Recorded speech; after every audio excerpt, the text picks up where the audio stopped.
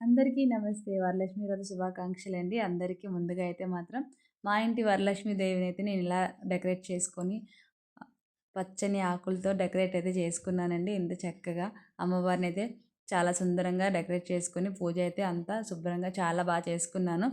So, తర్వాత మా అమ్మమ్మ వాళ్ళందరినీ పిలిచి వాయినాలకైతే రెడీ చేసేసానండి ముందుగానే.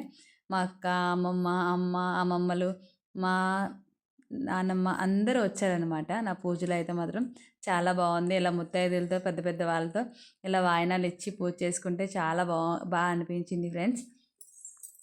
మీరందరూ మీ ఇంట్లో ఎలా చేసుకుంటారో, ఎవరెవరిని వాయినాలకు పిలుస్తారో కామెంట్ చేయండి. నేనైతే మాత్రం నాకు మా అమ్మమ్మ వాళ్ళు అందరూ ఉన్నారనమాట పక్క పక్కనే. సో, ఎవ్రీ ఇయర్ అమ్మమ్మ వాళ్ళు ఉంటే అమ్మమ్మ వాళ్ళు, లేదంటే క్వార్టర్స్లో ఉంటే క్వార్టర్స్లో వాళ్ళతో వీడియో అయితే చేసుకుంటాను ఫ్రెండ్స్.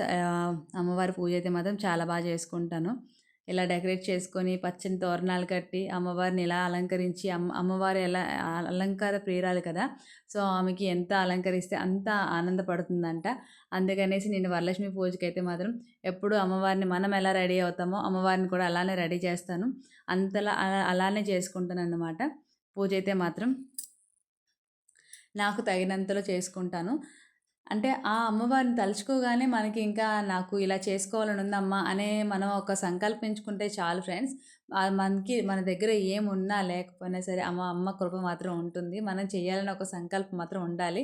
సో, నేనైతే క్వార్టర్స్‌లో అయితే ఇలా చేసుకుంటాను. ఇంటికాడైతే అలా చేసుకుంటాను. మా తోటికోడళ్ళు అందరిని పిలుచుకుంటూ చాలా చక్కగా చేసుకుంటాను పూజ అయితే మాత్రం. ఎంతో బావుంటుంది. ఆ రోజు మాత్రం ఆ పూజ కోసం ఎవ్రీ ఇయర్ వెయిట్ చేస్తూ ఉంటానన్నమాట. నాకంత ఇష్టం వరలక్ష్మీదేవి వ్రతం అన్నా, లక్ష్మీదేవి అన్నా చాలా ఇష్టమండి.